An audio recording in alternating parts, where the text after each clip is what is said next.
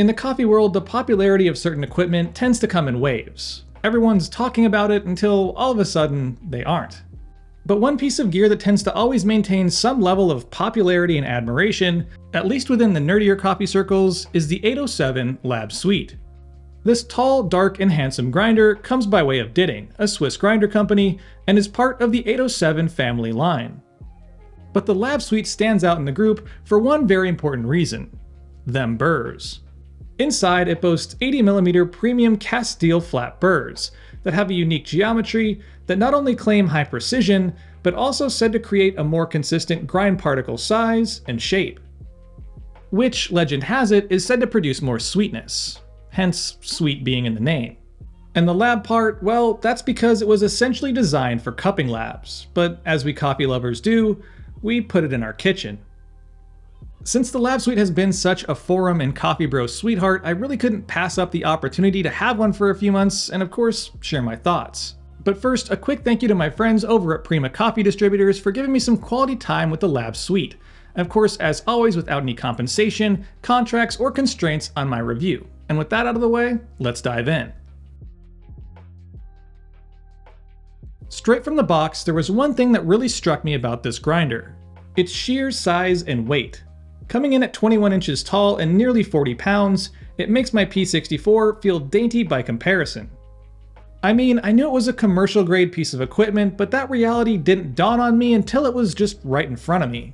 That said, it's pretty straightforward usability wise. For the most part, it's beans go in, power goes on, grinds come out, tap tap tap, and power goes off.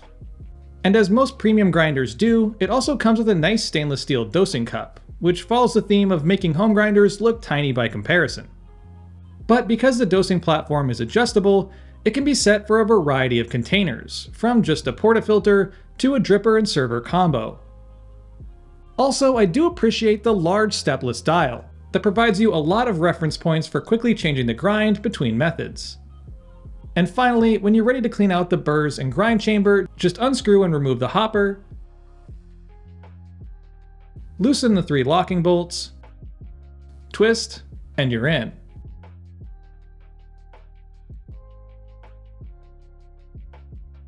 I've had the Lab Suite in my kitchen for a couple months now and just recently moved it into the studio behind me. So I've had a good amount of time to get used to its general workflow in a day-to-day casual brewing environment. Interestingly, even though they use the same burrs as the Malconic Peak that are notoriously high retention, the Lab Suite is actually very low. When I tested 5 batches back to back, it consistently produced results with less than 0.3 grams retained. And I'm sure part of that lack of retention is in the chamber design, but also the sheer speed of the grinder itself, which will rip through 9 grams of coffee per second.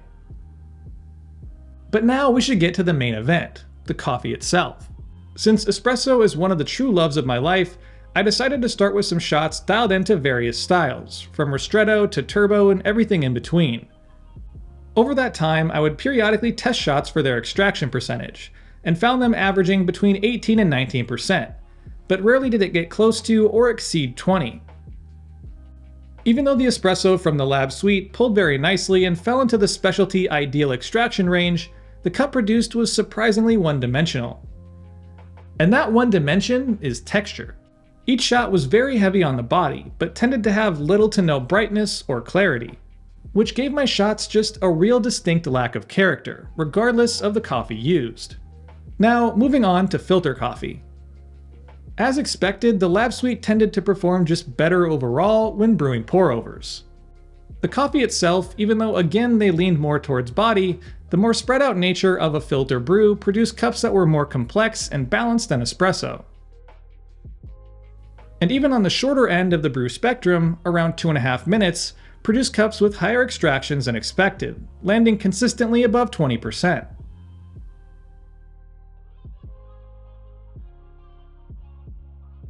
Of course, predictably, it's time for me to, I don't want to say rain on the parade, but let's just say just drizzle on it a little bit. To start, the sheer size of the Lab Suite is one thing, but we need to talk about the noise. Sure, when the power is on, there is a persistent humming sound from the relay. But the real fun kicks in when the burrs engage. and of course, when the coffee meets those burrs. I gotta be honest, first thing in the morning, grinding in a small room, it can be a little jarring. Earlier, I did mention the convenience of the large stepless dial, but expect to grind finer than its recommended markings, with espresso landing more towards Turkish and filter being in the AeroPress range. Also, for a single dosing grinder, I'm a little confused about the hopper design. Its size just feels like overkill, and it doesn't really contain popcorning at all. I think it would really benefit from a factory, low-profile hopper. Maybe with a built-in slide like the Mahlkönig EK line for easier hot starts, and containing any bouncing baby beans. And speaking of Mahlkönig, them and Ditting are both under the same company umbrella, so the 807 Lab Suite uses the same burrs as the Peak espresso grinder, which are expensive. And if you end up in the market for a Lab Suite, my guess is you aren't all that cost sensitive, considering the grinder itself carries a hefty price of $3,400. Again, continuing the trend of bigger. Bigger grinder, bigger dosing cup, bigger price. So as my time with the Ditting Lab Suite comes to an end, I do have some thoughts on it and its reputation. For one, there's no doubt in my mind that it's a well-built and designed grinder, and it lives up to the expectations both of Ditting and of Swiss-made products. Everything from top to bottom feels very sturdy and reliable. But when it comes to its namesake and reputation for brewing sweeter coffee, that unfortunately just wasn't my experience, which I think is part of the risk of giving it a name like Lab Sweet. Especially when you're going up against the different ways that people perceive sweetness. But on the other hand, you've got the power of suggestion, so there's that. Yet outside of that aspect or expectation, the Lab Suite is a good grinder for those who prefer their coffee with higher texture. But in the simplest of terms, it just doesn't brew coffee that's within my preferences, and that's really what coffee is all about. So as I say goodbye to the Lab Suite, I just want to assure it that it's not you, it's me. And with all that said, I think it's time I wrap this one up and pass the conversation on to you. What are your thoughts on the Lab Suite? And what are your thoughts on using commercial grinders at home? Do you think it's overkill? Why or why not? Drop your answers to those questions and any others you might have in the comment section down below. And as always, I'll see y'all next week. Thanks for watching, and if you enjoyed the video, don't forget to like, share, and subscribe. Hit that little bell button for notifications of new videos posted every Friday. Check out my Instagram at Sprometheus for content throughout the week, my blog at Sprometheus.com, my coffee at littlegiant.coffee, and as always, stay caffeinated. Pony Boy.